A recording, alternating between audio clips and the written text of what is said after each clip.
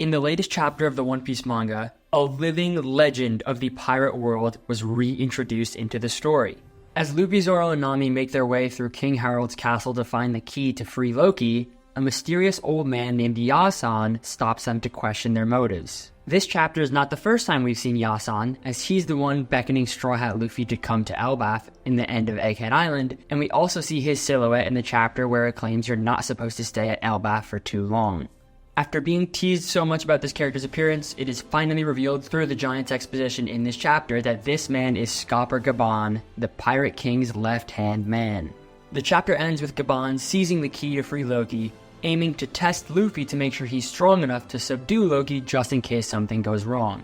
And while I don't think Luffy and Gaban are actually going to fight here and it's going to be a bit more like a tag match, it got me wondering, how strong is Scopper Gaban? With a display of power from the old man imminent, in this video we're going to be talking about how strong Scopper Gaban really is compared to a plethora of characters left in the One Piece story, and whether or not Luffy should be able to beat this challenge with ease. But before we begin, if you want to see more content like this, make sure to scroll down and subscribe, and while you're down there, leave some Elbaf predictions in the comments. I'm curious where you guys think this arc is headed. So let's get started. Luffy and Gaban are going to have sort of a tag match over this key, and I think Gaban's aim is to make sure Luffy is strong enough to subdue Loki in case he actually wants to set Loki free. My first impression at this scene when I read it is that Luffy should have no problem taking this key from this old man. He's literally a Yonko now. But just to make sure about that, let's take a look at the story, and this chapter in particular, to see how strong Gaban really is. Our first tell is why Gaban is in the castle in the first place. He claims he felt a strange surge of haki coming from the castle earlier. Us readers know that this is obviously the God's Knights arriving at the island, because when they arrived at the island, we saw a giant spike of haki with their summoning circle.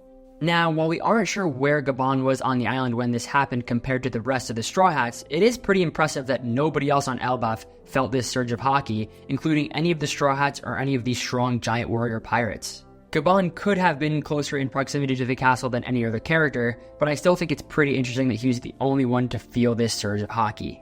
Now, although the ability to sense haki isn't exactly a direct correlation with strength, because there is some characters who only specialize in things like observation haki, but I still think this adds some points to his resume. The next tidbit of information we get is when Gaban says the only one who was able to lock up Loki in history was red-haired Shanks. Although this could have been Gaban just trying to get a reaction out of Luffy to see if Luffy views himself as a strong character, I also think this means Gaban himself is probably not as strong as Shanks.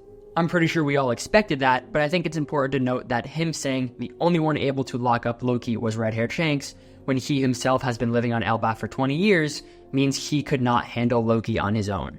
The biggest telling of Gaban's strength, however, comes when we flash back to the banquet with the rest of the Straw Hats and the Giants, where they're telling stories about Gaban's famous moments. All the stories they say about Gaban are impressive, but what really tells us how strong he is that he rivaled Vice Captain Silver's Rayleigh and was known as the left hand of the Pirate King. The first thing that came to my mind when I read this is the comparison with Zoro and Sanji, who are the right and left wings of Luffy, the future Pirate King. We all know about Zoro and Sanji's rivalry and how close they are in strength, so I think it's pretty fair to say that Scopper Gaban and Silver's Rayleigh are extremely comparable in strength, which means we can look at Silver's Rayleigh to find out how strong Gaban is. However, when we're looking at Rayleigh to find out how strong Gaban is, I think it's important to notice that these two characters are both very old. We can't just skip to the Roger flashback and look at Gaban and Rayleigh to find out how strong they are, because that was 25 years ago. Although old characters in One Piece can still be strong, aging does exist. In fact, even in this chapter, Gaban talks about how old he is. These characters are nowhere near their prime in strength, so it's important to look at Rayleigh's current strength level as opposed to his prime strength level if we're going to compare Rayleigh and Gaban to find out how strong Gaban is. Since the whole point of this is to figure out if Luffy is going to struggle in taking this key from Gaban, we're actually quite lucky that the two opponents Rayleigh has faced against that tell us how strong he currently is are two opponents that are in very close proximity to Luffy, one that Luffy has fought already and one that Luffy will fight against. Of course, the first one I'm referring to is Kizaru. 2 years ago at Sabaody Archipelago, Kizaru and Rayleigh fought each other when the Straw Hats were getting blasted out of the island by Kuma. Although Rayleigh did a fantastic job in stalling Kizaru out so that the Straw Hats could safely get away from the island, it is clear that he struggled in keeping up in this fight, and if it were to last any longer, he would probably lose to Kizaru. Compare that to Luffy's fight with Kizaru, we have an interesting scenario. Although Luffy was sort of knocked out during this fight, I think it's safe to say this is because of his stamina in Gear 5, and when he was able to land a single hit on Kizaru, he knocked him straight to the ground.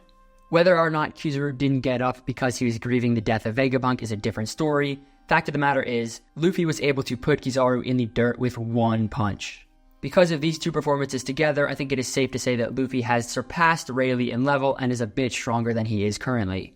And although 2 years might not make the greatest difference, Rayleigh fought Kizaru 2 years ago, and that is 2 years younger than he currently is, so I think Luffy is clear of Rayleigh in strength. The second opponent is Blackbeard, the opponent that Luffy will fight and who Rayleigh almost squared up against. Although this altercation didn't exactly happen, what's important is the dialogue after this altercation, where Rayleigh says at his current age and strength, he probably could not take on Blackbeard. Now, Blackbeard's strength is a complete mystery, but I think as both of these characters are Yonko, it's safe to say that Luffy and Blackbeard are extremely close in strength currently. I'd even go out on a limb and say Luffy is stronger than Blackbeard until Blackbeard shows us some form of advanced haki or a third devil fruit. So, using both Rayleigh's and Luffy's performance against Kizaru, and Rayleigh's dialogue talking about Blackbeard, we can concur that Luffy is currently stronger than Old Man Rayleigh, who is said to be about equal to strength in Scopper Gaban, and if Scopper and Rayleigh are a parallel to Zoro and Sanji, I think Rayleigh might even be a smidge stronger than Gaban, so Luffy should have no issue taking this key from Gaban at all. He should be able to prove himself in strength, that he's able to free Loki and deal with Loki afterwards, and Gaban should be very impressed by Yonko Straw Hat's power. Now remember, this is just my interpretation of how strength works in One Piece, and Oda could really throw us for a loop here. A lot of people are expecting an expansion to Conqueror's Haki in Elbaf, because we saw that Joy Boy's Haki was the only Conqueror's Haki known to man to dispel the Gorosei and frighten Emu. If Luffy's supposed to liberate the world later on in the story, he needs to expand his knowledge of Conqueror's Haki, and what better than in the arc that Shanks is supposed to be in.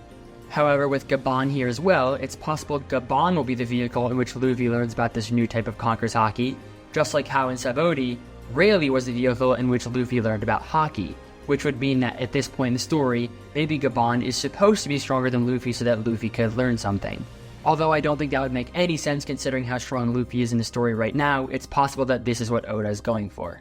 Now, aside from Gaban's strength, I am pretty excited to see what he can bring to the story as a character. I'm a little nervous he's just going to be a copy and paste Rayleigh.